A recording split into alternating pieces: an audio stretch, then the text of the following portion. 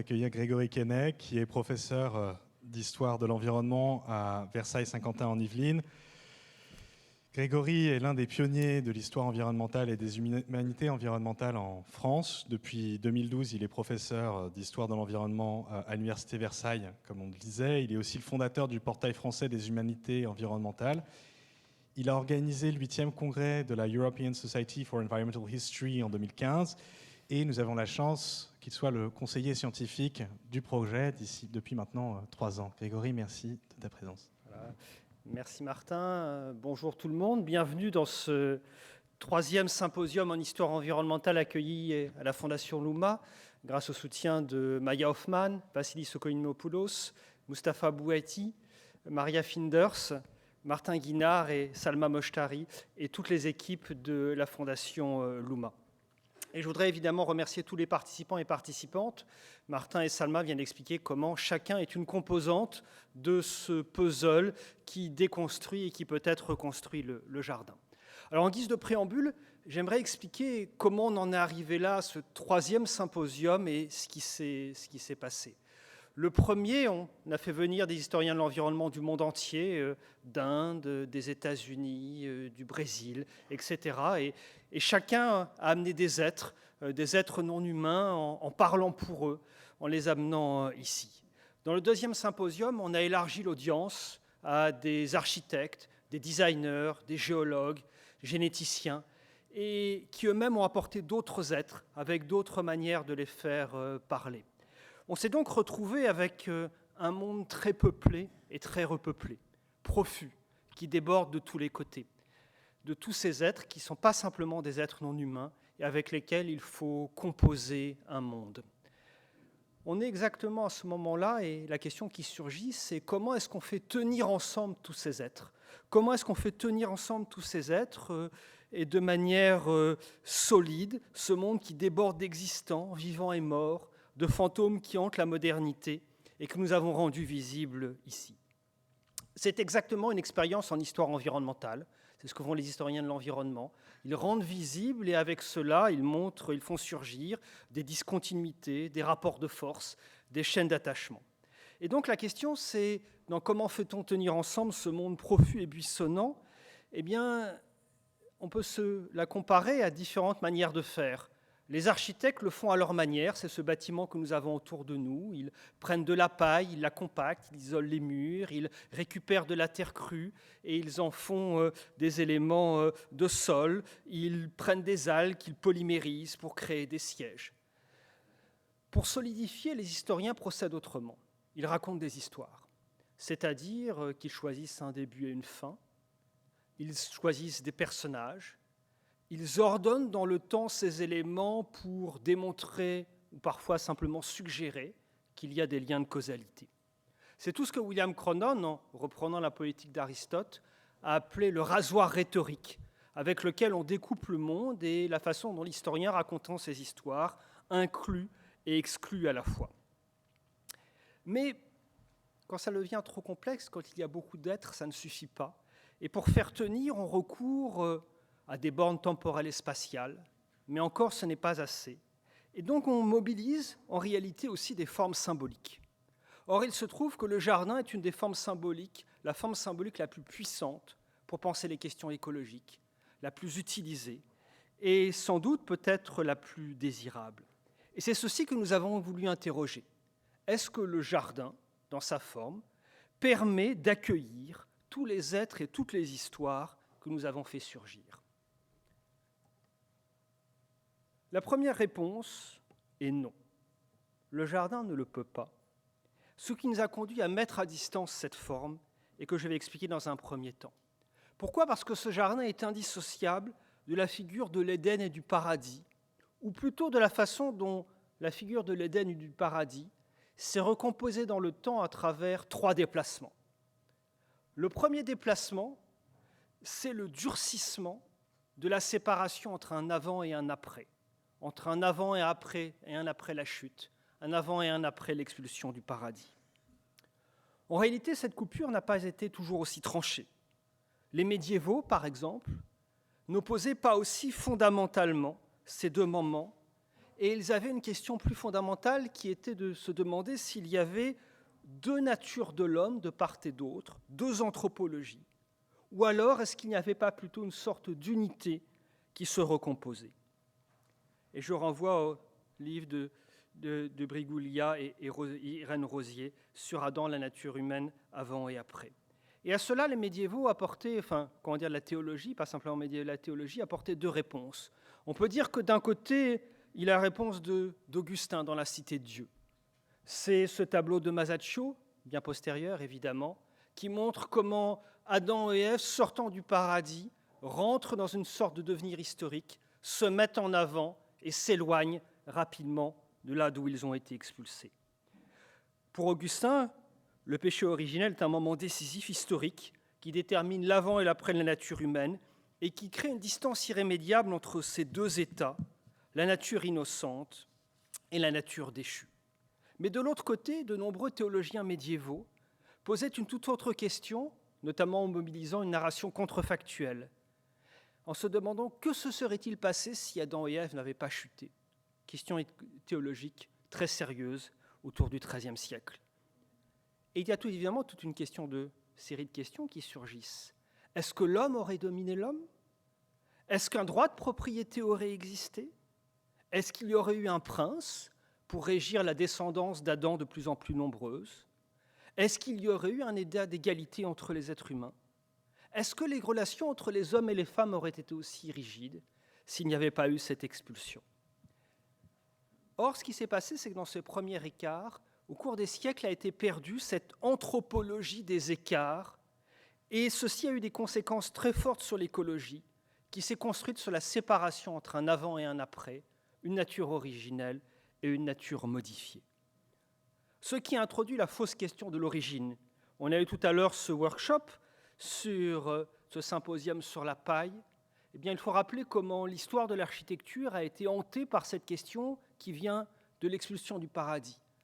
À quoi ressemblait la première maison d'Adam ? Était-elle en pierre, en bois ou en paille ? Et quand Viollet-le-Duc vous fait ce dessin d'une hutte, eh bien, elle représente évidemment la première hutte construite par Adam lorsqu'il a été expulsé. Or, c'est une fausse question. On le sait depuis Françoise Simian, l'idole des origines est dangereuse. Et il faut au contraire prendre des processus temporels en faisant bouger de manière conjointe la nature et la culture. Le deuxième déplacement, c'est la rencontre du jardin et du royaume. La rencontre du jardin et du royaume ne s'est pas passée tout de suite. Il faut rappeler que dans la Genèse, le paradis n'a pas de mur. La rencontre s'est passée lors de la traduction de l'Ancien Testament en grec, avec la Septante, au IIIe siècle après Jésus-Christ, lorsque le mot hébreu gan, jardin, n'a pas été traduit par képos, qui est un mot un peu simple, mais il a été traduit par paraideisos, ce parc de chasse, ce paradis, ce lieu clos.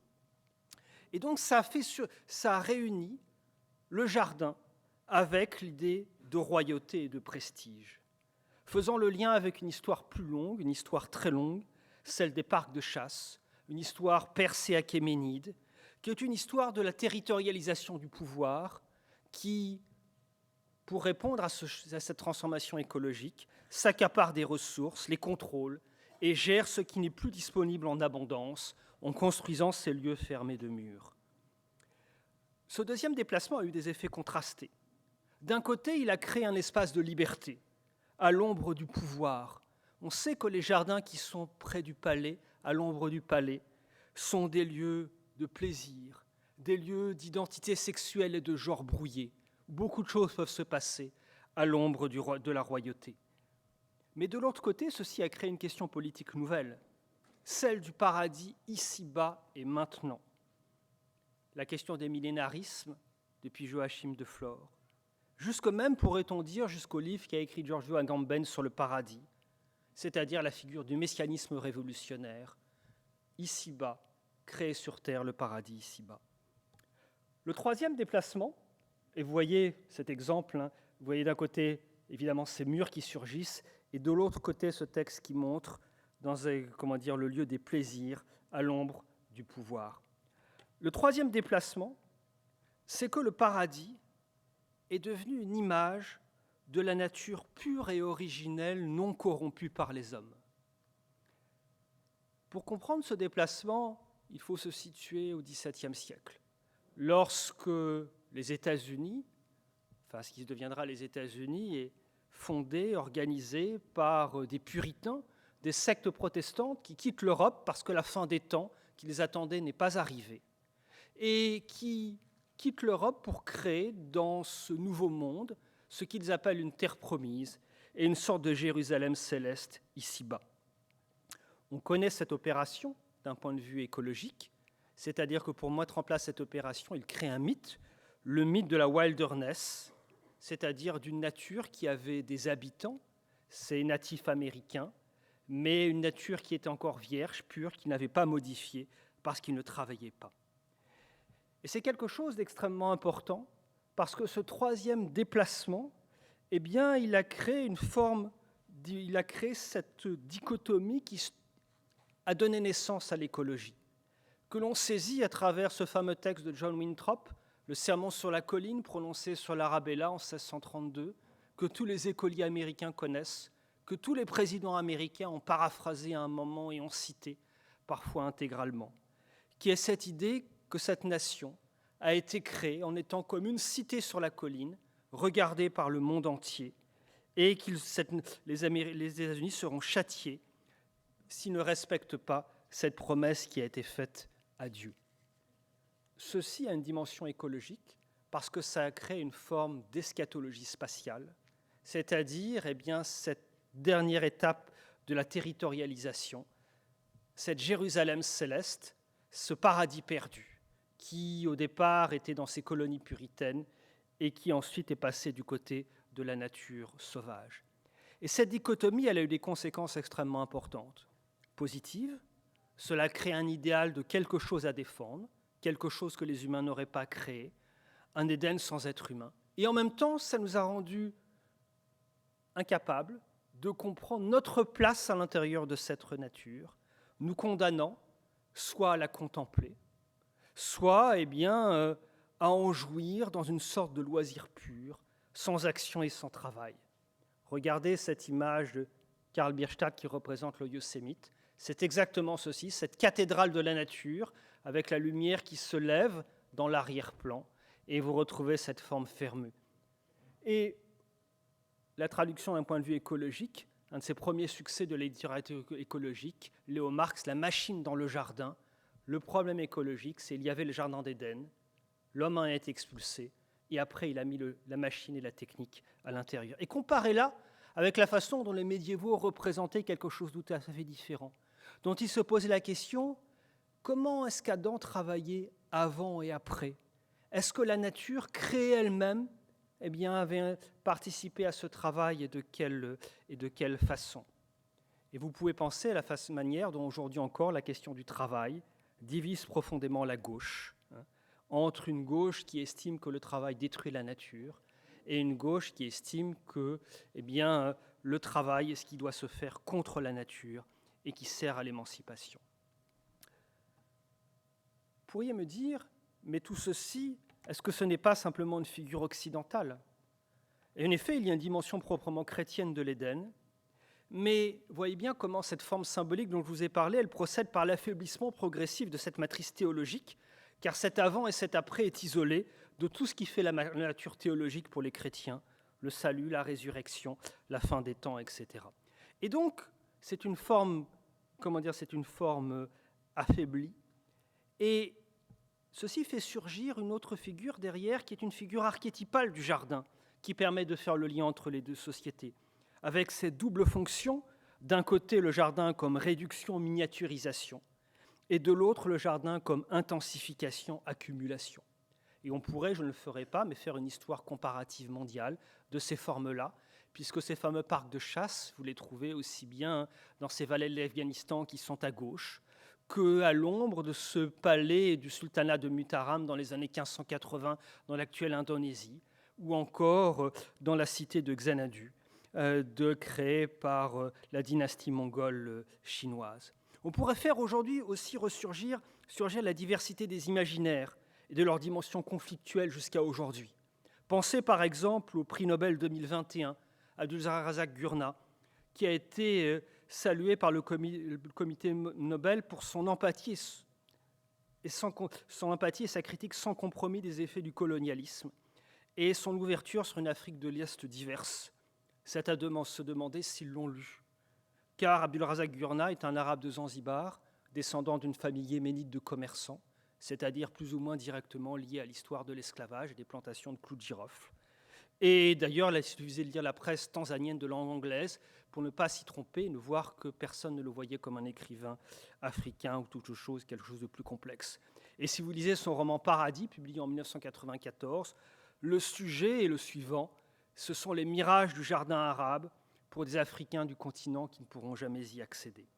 Donc la dimension conflictuelle du jardin est en quelque sorte partout. Alors, comment sortir de ces verrous conceptuels et imaginaires apportés par le jardin édénique? Comment refonder l'écologie sur d'autres bases, loin du jardin?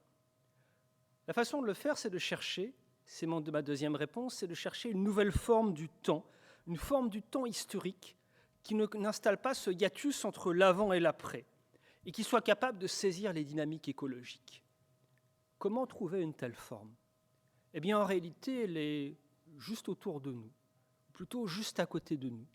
Et c'était étonnant, dans ces symposiums en histoire environnementale, personne n'en a encore parlé, parce que peut-être c'est une forme trop effrayante, trop difficile à dompter. Je veux parler du Rhône et de la façon dont il a façonné ce paysage qui est la Camargue. Qu'est-ce que c'est le territoire sur lequel nous sommes? C'est un territoire, la forme temporelle d'un paysage sans cesse mouvant, qui se modifie dans des échelles de temps qui sont des échelles de temps historiques. Et si vous regardez les variations du delta du Rhône et de cette embouchure, vous voyez les variations historiques très courtes, y compris entre 16e et 18e siècle, le bras de fer se déplace certaines années de 180 mètres par an. Parlons aussi de l'Arles proto-historique, qui naît autour d'une vocation portuaire plus que terrestre, dans un territoire périodiquement inondé. Parlons aussi de toute l'histoire sociale et matérielle du pays d'Arles, telle que la reconstitue Georges Pichard, et qui n'a pas grand-chose à voir avec l'image stéréotypée que l'on a, qui est en fait une image stéréotypée qui date du XIXe siècle. Sur ces deux cartes que vous avez, vous voyez un paysage beaucoup plus complexe, fait de bois, de bras abandonnés, d'îles, d'étangs. Et à droite, ce petit zoom de la carte de gauche, vous voyez une forme de ferme qui n'a pas grand-chose à voir avec la forme archétypale du mât allongé, mais qui est une cour rectangulaire, presque comme une ferme de l'Île-de-France, qui indique d'autres types d'usages et d'utilisation des ressources. Et justement, c'est cette forme qui nous aide parce qu'elle a une cinétique particulière. Le territoire d'Arles n'a pas arrêté de bouger dans le temps. Or, c'est notre question aujourd'hui. On n'a jamais cessé d'habiter un territoire mouvant, et c'est ceci qu'il faut comprendre.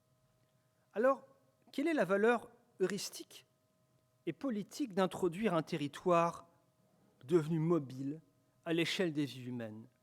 Pour le comprendre, je ferai un détour par Walter Benjamin et la dernière émission radiophonique qu'il prononce, Radio Berlin.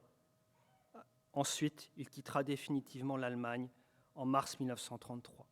La dernière émission qu'il prononce est consacrée à l'inondation du Mississippi de 1927. Pourquoi a-t-il fait ce choix? On le comprend en le lisant. La première chose, c'est que dans cette catastrophe, eh bien, il voit une catastrophe où il y a l'histoire d'un fleuve qui ne tient jamais entre ses rives, qui passe son temps à déborder, des riverains qui construisent de leurs mains et avec leur argent, à partir du début du XIXe siècle, des digues pour bloquer ce fleuve, et un pouvoir politique qui, en 1927, lorsque la Nouvelle-Orléans est menacée d'être submergée par les eaux, décide de faire détruire ces digues en envoyant l'équivalent d'un général pour agir comme un dictateur des régions inondées et déclarer l'état de siège. Et Benjamin fait de manière très nette le lien entre cette violence et la violence dont il parlera dans l'émission suivante, qu'il n'a jamais faite, qu'il n'a jamais prononcée, et qu'il avait décidé de consacrer au Ku Klux Klan, c'est-à-dire ce mouvement raciste dont on connaît les pages sombres dans l'histoire américaine. Et il dit il fait le parallèle entre les éléments déchaînés de la cruauté et de la violence humaine et les éléments déchaînés du fleuve. Autrement dit, il se sert des figures pour penser des contextes de transformation dans ce qu'ils ont de plus brutal et les changements de monde comme ceux que nous vivons. Dans son récit, il enchâsse une histoire qu'il a peut-être inventée sans doute, l'histoire de 3 frères qui sont restés pour sauver leur bétail, qui sont réfugiés sur le toit de leur maison et qui se trouvent pris par les flots et qui vont mourir lorsqu'ils sentent les troncs d'arbres charriés par le fleuve taper et menacer de faire s'effondrer peu à peu cette maison. Et il raconte cette histoire étrange d'un des frères, Bill, qui décide de sauter, de se précipiter en disant « La fin approche, je vous laisse la place pour deux, j'en ai eu assez ». On reconnaîtra dans cette histoire en fait la nouvelle d'Edgar Poe, le Maelstrom, écrite en 1841, que Benjamin connaissait sans doute par la traduction de Baudelaire, sur lequel il écrivait un livre. Et c'est précisément cette nouvelle qui est reprise par Norbert Elias dans Engagement et distanciation. Et c'est ça la question centrale de cette forme mouvante qu'utilise Norbert Elias, c'est comment, lorsque des désastres arrivent, comment est-ce qu'on agit, est-ce qu'on réagit. Et dans la nouvelle d'Edgar Poe, ces 3 frères qui sont pris dans le tourbillon qui les engloutit, ces 3 pêcheurs, celui qui a trop peur, il se jette à l'eau et il meurt tout de suite. Celui qui est le plus fort pousse le frère cadet pour prendre ce qu'il estime à la mettre à la meilleure place. Il se trompe et il meurt noyé parce que le bateau s'enfonce à toute vitesse. Et enfin, le dernier frère, celui qui est à la fois proche et lointain, c'est celui qui est capable de trouver la solution et qui se met dans un tonneau, qui a un mouvement circulaire et qui descend plus lentement dans le tourbillon. C'est cette histoire-là que paraphrase et Norbert Elias explique comment son travail de sociologue, c'est ce drame, cette tragédie, c'est-à-dire pour penser, être à distance et pour penser, être suffisamment proche pour être fasciné par l'objet qu'il étudie. Et il raconte comment jusqu'à la fin de sa vie, il aura toujours le même cauchemar. Le téléphone sonne, il décroche et il entend une voix qu'il ne comprend pas, trop lointaine pour qu'il puisse agir. Et bien évidemment, c'est l'écho avec l'impossibilité qu'il a eue de sauver ses parents qui sont restés dans l'Allemagne nazie et qu'il n'a jamais revu. Et cette impossibilité à agir au milieu des désastres, on est condamné à le comprendre. Avec ce travail-là, vous voyez bien qu'on a commencé à requalifier les figures. On a désormais, je pourrais dire, un jardin au milieu des eaux. Un jardin au milieu des eaux, c'est ce qu'on appelle une île. Et on pourrait penser à un symposium loin du jardin, dans les îles. Alors peut-être le prochain. Pour ne pas effrayer la Fondation Luma sur les coups de ce prochain symposium, j'ai choisi une île modeste sur la Loire, une île convoquée par Jules Verne. C'est un épisode qu'il raconte à la fin de sa vie dans une interview pour un journal de Boston, et il dit qu'il y a eu un épisode fondateur, un naufrage sur la Loire lorsqu'il était enfant, son bateau coule près de la propriété familiale. Il se réfugie dans un îlot au grand roseau touffu dont le vent courbait les panaches. Et là, il dit « C'était le héros de Daniel Defoe qui s'incarnait en ma personne. Déjà, je songeais à construire une cabane de branchage, à fabriquer une ligne avec un roseau et des hameçons avec des épines. Enfin, je connaissais les affres de l'abandon, les horreurs du dénuement sur une île déserte. Mon estomac criait. Mais, dit-il après, cela ne dura que quelques heures, et dès que la marée fut basse, je n'eus qu'à traverser avec de l'eau jusqu'à la cheville pour gagner ce que j'appelais le continent, c'est-à-dire la rive droite de la Loire. Et je revins tranquillement à la maison, où je dus me contenter du dîner de famille, au lieu du repas à la Crusoé que j'avais rêvé, des coquillages crus, une tranche de pécari et du pain fait de farine de manioc. Pourquoi cet écrivain qui a écrit 5 romans de robinsonnade, vous connaissez l'île mystérieuse, dit-il que c'est son épisode fondateur dont en même temps il se moque comme si c'était une illusion? Eh bien parce que justement c'est précisément ça, l'île. C'est cette forme comme le paradis, comme le jardin. C'est cette forme symbolique que l'on utilise. Et finalement, ce que fait Jules Verne, c'est à peu de choses près ce que nous dit l'anthropologue Leroy-Gourhan dans cette citation. C'est-à-dire, pour passer de l'ordre biologique à l'ordre social, eh bien, on utilise des formes symboliques qui s'interposent, comme le rivage d'une île, entre la stabilité nécessaire et le mouvement anarchique du monde naturel.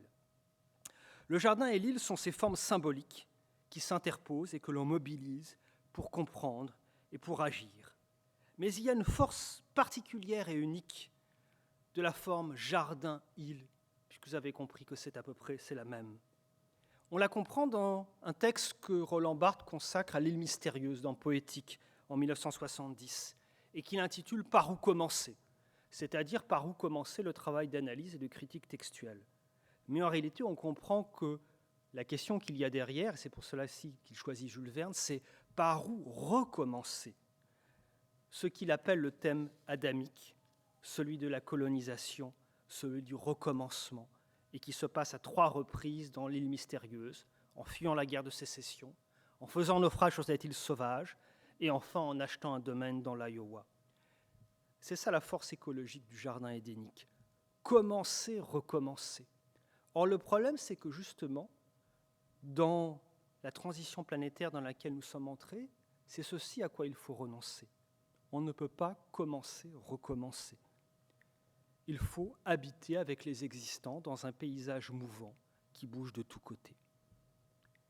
Ce qui m'ont conduit à la 3e réponse à notre question, qui est de revenir au jardin, mais des jardins pluriels, profus, peuplés, qui ne sont plus ce qu'on a coutume d'appeler jardins et qui sont venus tout un tas d'autres choses. Je partirai d'une expérience de pensée étrange de Bruno Latour.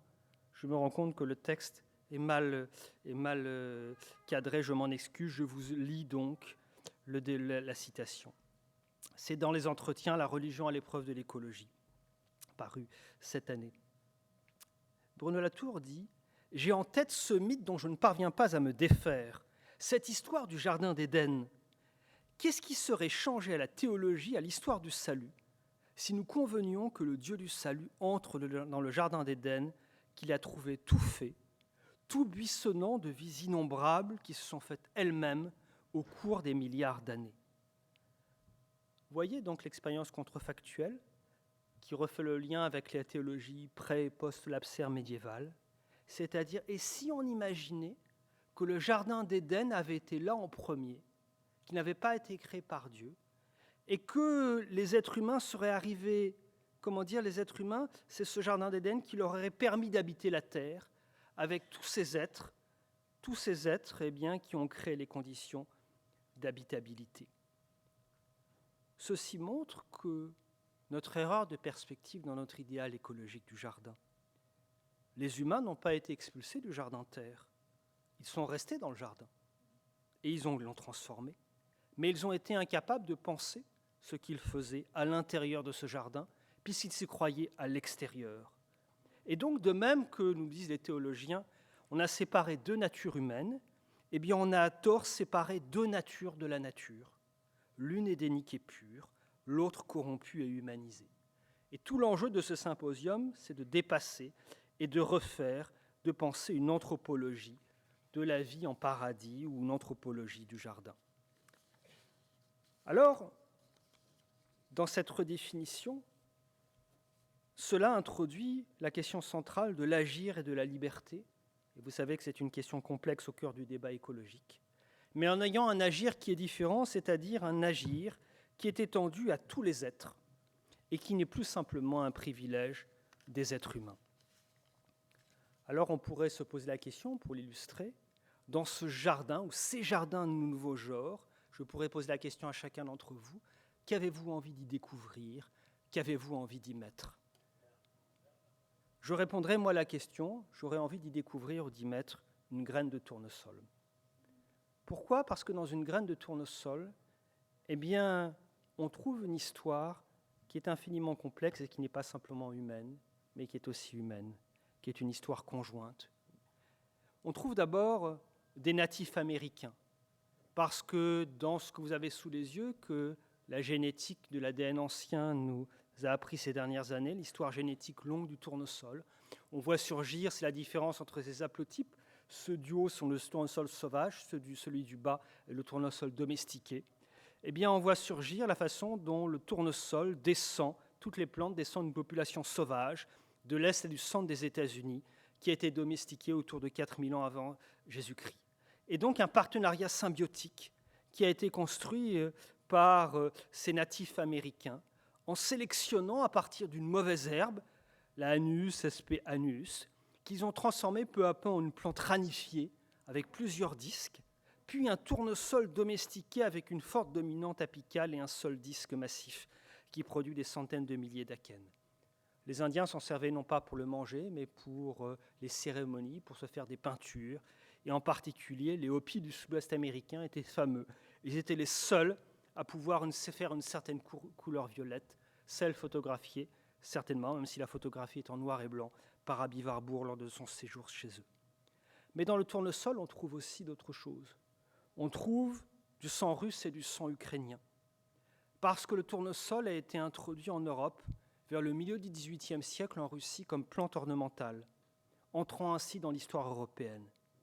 Et c'est l'histoire de la transformation de cette plante oléagineuse par les savants russes qui a peu à peu augmenté sa teneur en huile et qui explique pourquoi, dès 1940, 90% de la production mondiale de tournesol provient de cette zone-là.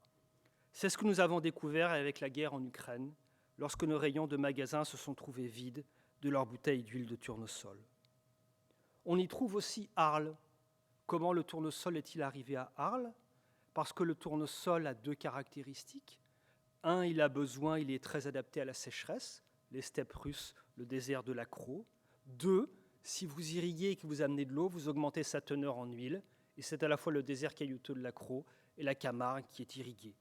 On y trouve l'Amérique du Nord, mais une Amérique du Nord réinventée, puisque le tournesol d'aujourd'hui a été réintroduit à partir de la Russie et avec d'autres caractéristiques, effaçant l'autochtonie première de cette plante. Et je pourrais continuer très longtemps jusqu'à l'histoire de l'Algérie française et de la colonisation. Alors, pour conclure, je dirais que l'enjeu de toutes ces figures renouvelées du jardin qui vous seront présentées durant ce symposium, c'est de créer une prise de réel et d'intelligibilité, selon la belle formule de la philosophe Claude Imbert. Toutes les personnes que vous allez entendre ont des formations et des outils différents, mais ils ont le même objectif de solidifier, de faire tenir ensemble des êtres sans les réifier. Et les historiens, pour ceci, utilisent des formes symboliques, des modèles, mais comme le disait Braudel, ne sont pas des modèles invariants, mais des modèles qui ont une durée de vie limitée. Et ce basculement nous montre que la grande nouveauté, le basculement, c'est que désormais, il faut penser avec un sol qui n'est plus immobile, qui n'est plus une armature ou un squelette sur lequel viennent se poser les sociétés humaines, comme les disaient les géographes vidaliens dans la première moitié du XXe siècle, mais quelque chose qui est fait de processus, qui bouge de tous les côtés. Ce sont ces opérations qui permettent une prise de réel et d'intelligibilité, mais pour ceci, il faut aussi les juger de l'extérieur avec un regard surplombant. Et je remercie chaleureusement Patrick Boucheron de nous faire l'amitié de jouer ce rôle et d'avoir accepté, sans être historien de l'environnement, de nous expliquer et de nous faire comprendre ce que nous faisons et ce que nous essayons de faire pendant ce symposium.